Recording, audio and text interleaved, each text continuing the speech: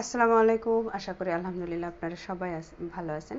আজকে আমি পাস্তার recipe share করব। আর মজার বিষয় হচ্ছে যে এটা আমি আটা দিয়ে লাল আটা দিয়ে দেখাবো।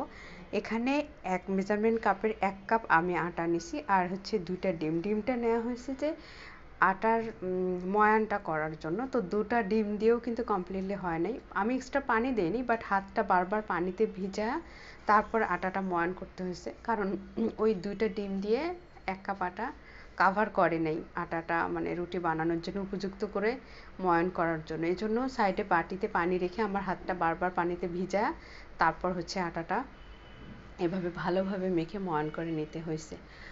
তারপর নেয়ার পর আটাটা কিন্তু খুব ভালোভাবে হাত দিয়ে মেখে নিতে হবে। রুটি যেভাবে বানায় অ্যাজ ইউজুয়াল সেভাবে বড় একটা রুটি বানায় নিছি আমি।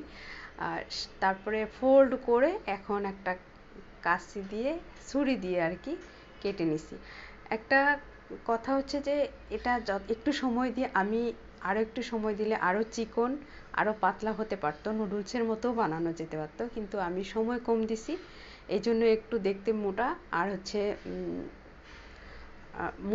একদম এর থেকেও আপনি রুটিটা যত পাতলা করে বানাবেন নুডলসটা বা পাস্তাটা সেরকম দেখতে হবে। আমি খুব বেশি পাতলা করি নাই, একটু মোটা করছি। আর আমি ময়দা দিয়েও বানাইছিলাম। ময়দার একটা ফ্লেভার, ময়দার টেস্টটা অন্যরকম হয়, আটা দিয়ে বানানো পাস্তাটা টেস্টটা অন্যরকম হয়। পানিটা খুব ভালোভাবে ফুটায় নিছি।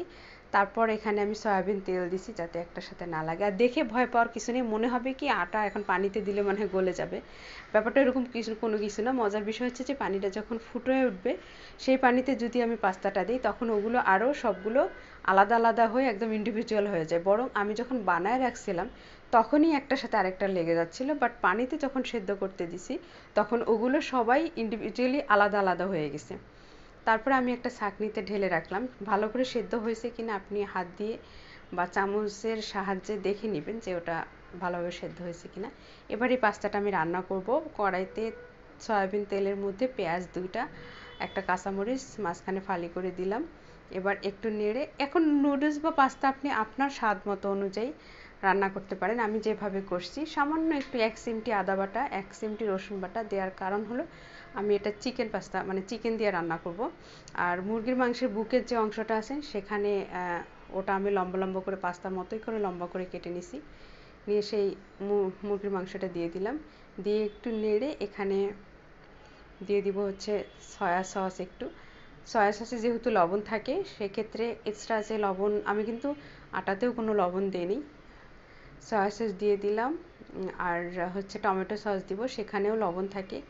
সেক্ষেত্রে আপনি খুব অল্প পরিমাণ সামান্য একটু লবণ দিতে হবে, না হলে আবার লবণ বেশি হয়ে যেতে পারে। লম্বা করে কেটে নিছি বরবটি আর হচ্ছে গাজর। এগুলো সেদ্ধ হতে খুব বেশি সময় লাগবে না। আমি একটু নেড়ে নিচ্ছি সব মশলাগুলোর সাথে। রান্নাটা আসলে নিজের পছন্দ অনুযায়ী নিজের রুচির সাথে ম্যাচ করে রান্না করতে হবে। আর এটার কোনো স্পেসিফিক কোনো নিয়ম নাই যে যার মতো করে রান্না করে। সামান্য একটু লবণ দিলাম সবজির পরিমাণে। এবার নুডলস পাস্তাগুলো ঢেলে দিয়ে আমি কিন্তু টমেটো সস দিছি। টমেটো সস দিয়ে ভালোভাবে নেড়ে নামায় ফেলছি। এটা খেতে আপনারা বুঝতে কোনো অসুবিধা হলে কমেন্টস করে জানাবেন, আমি বলে দিব। খুবই হেলদি একটা